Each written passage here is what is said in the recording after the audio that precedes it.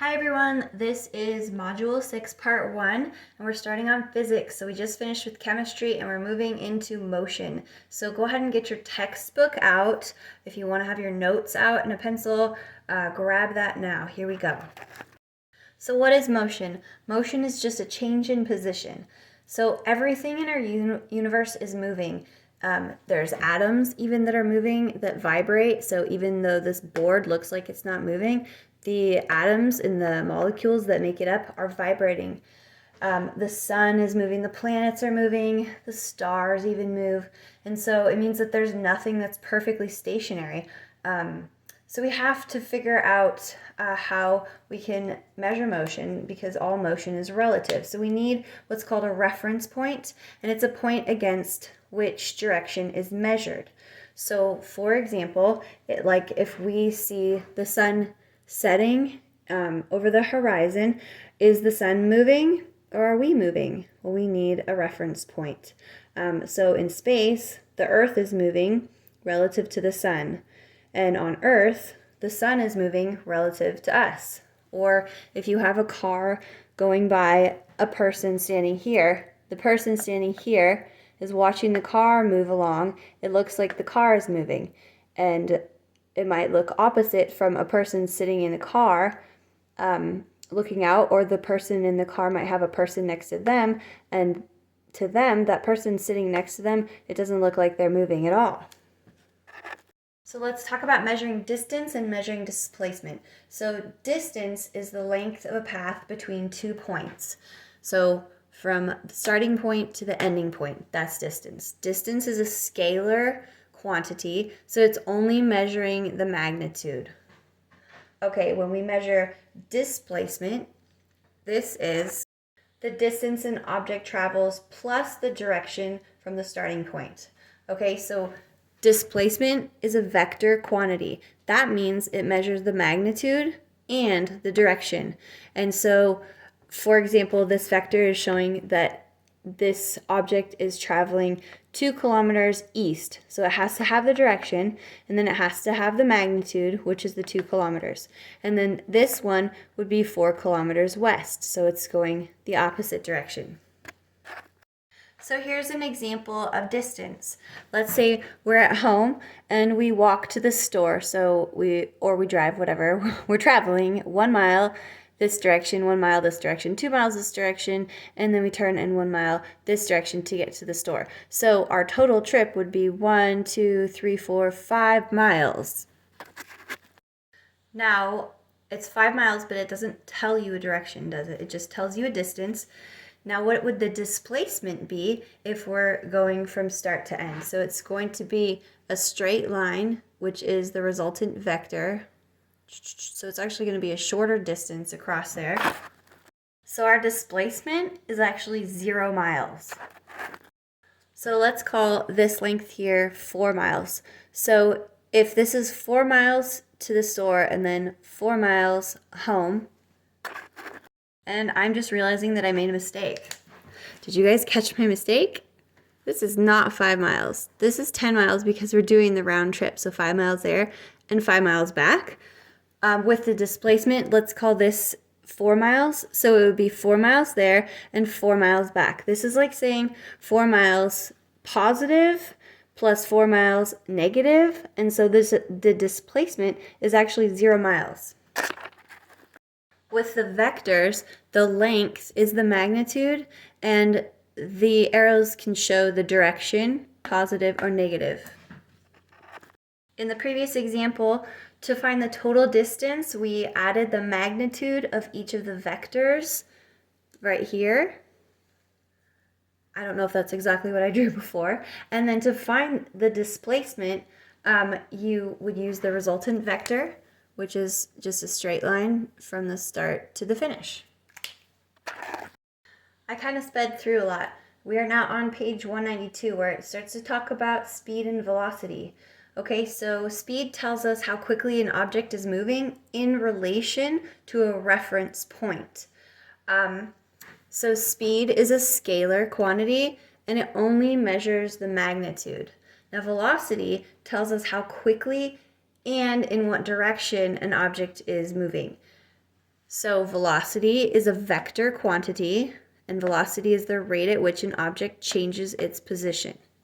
This consists of magnitude and direction. So if you take a distance and you measure it over a time period, you can get a speed. So speed equals the distance over an amount of time.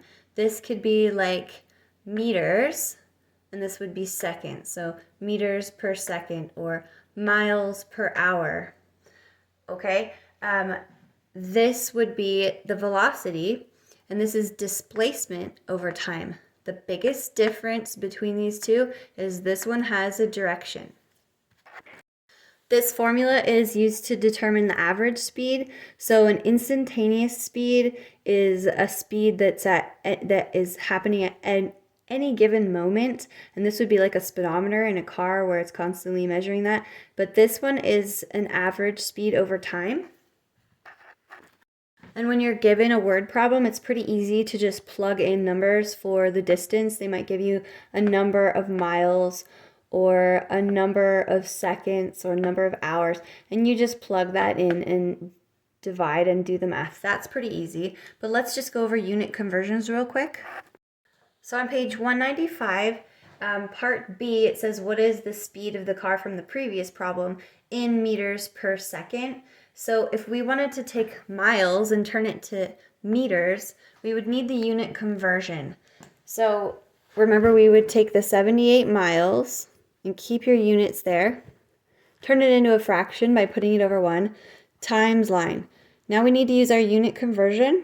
So what are we going to put on top and bottom? Remember, we want the miles to cancel out, so we're going to put the miles on bottom here. So it's going to be 1 mile, and then 1,609 meters on top. And you're going to do the math, which is 125,502, pardon my writing, meters. Use a calculator for this. You're going to want to keep a calculator in your backpack for class from now on, because physics is just a lot of plugging numbers into equations, and I want you to use a calculator to make sure that there's no errors. It just minimizes errors, even if you can do it in your head. Okay? Now we're moving on to page 196. Make sure that you're doing those on your own questions and you're checking your answers, because that's really going to help you understand this. So if we use graphing the distance time graphs to graph speed, we can actually predict things. And so it has to be a constant speed for this to work. So let's say it's a jogging speed, and let's say that it takes me 5 minutes to run 5 laps. So here's our time in minutes and distance in laps. Okay, so I'm putting a point on my graph right here. And then it also takes me 10 minutes to run 10 laps. Okay, so, and then I have a 0, 0 data point here. Okay, so I can draw my line through here, and then I can extend it out up here, and I can estimate values for other times. This is an extrapolation. You could extrapolate that it would take me 20 minutes to do 20 laps. The distance time graphs can also be used to compare constant speeds. So let's say there's another jogger that takes 10 minutes to run 5 laps. And let's say there's another runner that takes like 2 minutes to run 5 laps. Okay, their lines are going to look like this. And this one's going to be the faster jogger, and this one's going to be the slower jogger. So you can compare constant speeds that way. Distance time graphs can also show the speed this way. So there's a picture or a figure on page 198, and it has different data points. So I'm kind of going off something like that. So right here, the slope is the speed. So if it's less of a slope, it's a slower speed, and if it's more, then it's a faster speed. Okay, so what does the flat line mean? So the flat line means that there's 0 meters per second. So if this was a car, the car would not be moving. Okay, Now here it's starting to speed up again. And when you have this overhand curve, it means that it's gradually slowing to a stop. Okay, so now it's stopped because it's a flat line. And now we have the underhand curve. And so that means it's starting to increase speed there. So I didn't put any units here, but on any point on the graph, I could pick a point and it would give me seconds and it would give me meters, and I could plug that into my equation and I could get the speed for that point. It wouldn't actually be velocity, right? Because there's no directional information, but it would be the speed at that point.